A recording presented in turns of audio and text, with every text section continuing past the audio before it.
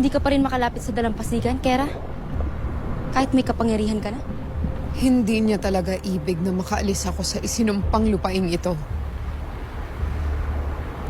Ngunit, mas makapangyarihan kaysa sa kanya ang pinanggalingan ng aking setro.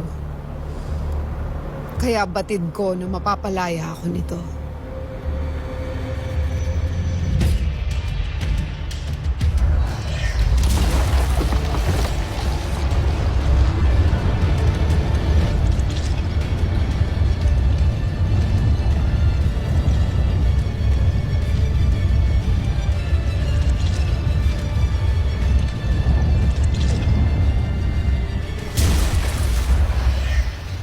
Nagawa mo, Kera!